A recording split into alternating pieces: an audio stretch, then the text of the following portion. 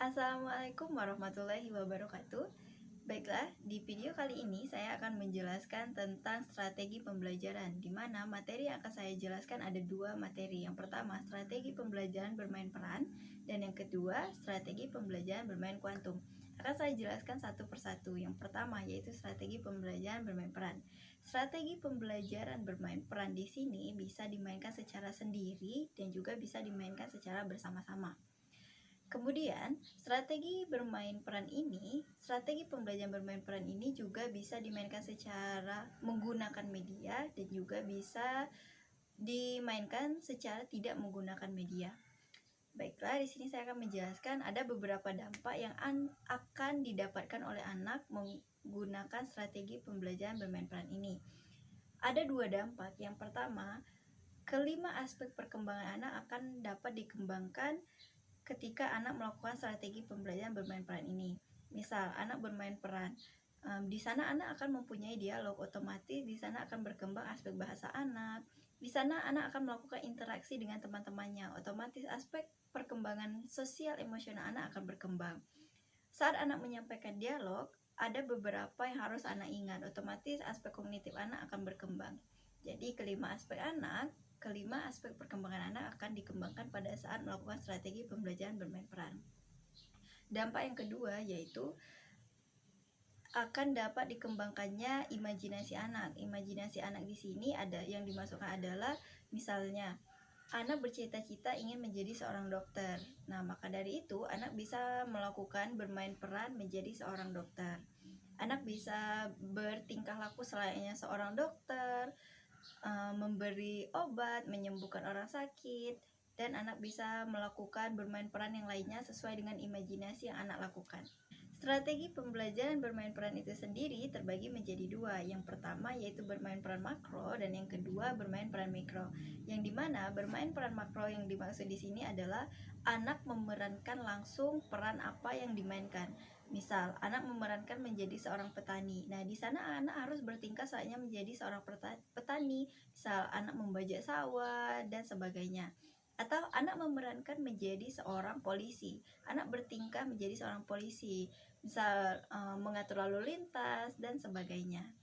Kemudian untuk bermain peran mikro itu sendiri yang dimaksud adalah anak di sini berperilaku sebagai seorang dalang, di mana anak menggunakan bermain peran namun menggunakan media yang kecil-kecil. Misal, anak menceritakan sebuah pertandingan sepak bola di mana di dalamnya anak menggunakan bola dari kertas yang digulung-gulung menjadi kecil.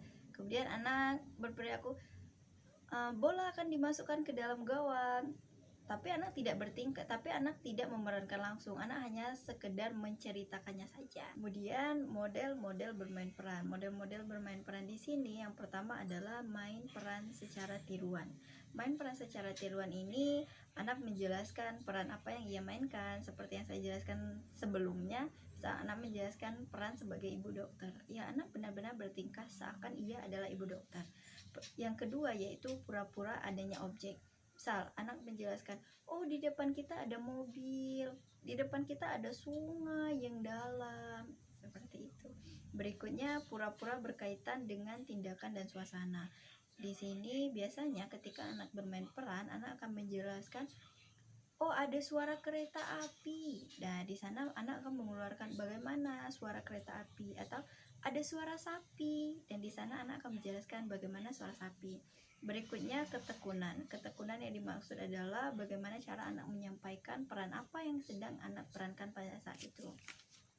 Sedangkan model yang terakhir yaitu komunikasi lisan. Komunikasi lisan di sini adalah dialog apa yang anak hafalkan, kemudian bagaimana cara anak menyampaikan dialog itu sendiri. Kemudian saat melakukan strategi pembelajaran ada beberapa tahap bermain peran. Yang pertama itu perencanaan. Tentu pada saat kita melakukan strategi pembelajaran bermain peran harus ada perencanaan yang kita lakukan. Siapa tokohnya, cerita apa yang kita lakukan, dan sebagainya. Yang kedua, alur cerita. Sebenarnya jalannya cerita ini mau seperti apa? Bagaimana cara anak memainkan peran? Apa ceritanya? Bagaimana ceritanya? Kemudian yang ketiga yaitu media. Media pada saat bermain peran, apa yang anak gunakan, apakah kostum bermain peran atau ada gambar-gambar bunga yang besar dan sebagainya. Kemudian yang keempat yaitu waktu bermain peran, harus disesuaikan dengan usia anak usia dini. Misalnya anak usia 5-6 tahun, otomatis waktu bermain perannya sekitar 10 menit sampai 15 menit. Jika sudah lebih dari waktu itu, anak akan memasuki fase di mana anak mulai merasa bosan, anak mulai tidak tertarik dengan bermain peran itu sendiri. Baik, materi yang kedua yang akan saya jelaskan adalah strategi pembelajaran kuantum. Di sini yang akan saya jelaskan dampak apa yang anak dapatkan ketika anak melakukan strategi pembelajaran kuantum. Ada 3 dampak yang akan anak dapatkan. Yang pertama, kecerdasan spiritual anak akan berkembang. Di mana pada saat anak melakukan strategi pembelajaran kuantum, anak akan lebih tahu dengan pencipta mereka. Saya adalah ciptaan Allah. Anak akan lebih tahu hal-hal yang seperti itu. Kemudian kecerdasan emosional anak akan berkembang.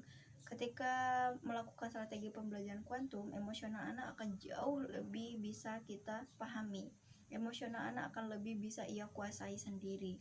Berikutnya, dampak yang didapatkan adalah kecerdasan intelektual anak. Otomatis karena strategi pembelajaran kuantum anak usia dini ini lebih memfokuskan kepada bagaimana cara kenyamanan di dalam kenyamanan ruang kelas anak.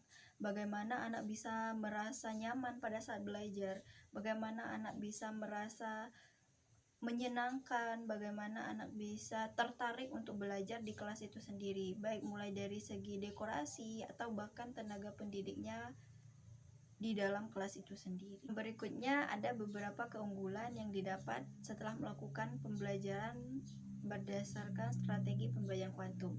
Yang pertama yaitu adalah bersifat masuk akal. Yang kedua, menumbuhkan antusiasme siswa, dan yang ketiga membentuk kerjasama antar siswa. Dan materi yang terakhir yaitu prinsip pembelajaran kuantum. Yang pertama adalah segalanya harus berbicara, di mana tidak hanya tenaga pendidik yang memberikan materi, namun di sini anak dituntut juga untuk berbicara. Yang kedua yaitu akui setiap usaha. Kita sebagai tenaga pendidik harus mengakui apapun yang anak lakukan, meskipun hasilnya belum memuaskan atau belum cukup, namun harus kita akui setiap usaha. Dan yang terakhir yaitu adalah berani mencoba. Anak harus mencoba, tidak ada yang duduk diam di kursi, semuanya harus maju ke depan dan mencoba. Baik, itulah tadi materi saya. Saya harap semoga ini bisa bermanfaat untuk kita semua. Mungkin itu saja yang dapat saya sampaikan pada kesempatan kali ini. Saya akhiri, wabillahi taufiq wal hidayah. Wassalamualaikum warahmatullahi wabarakatuh.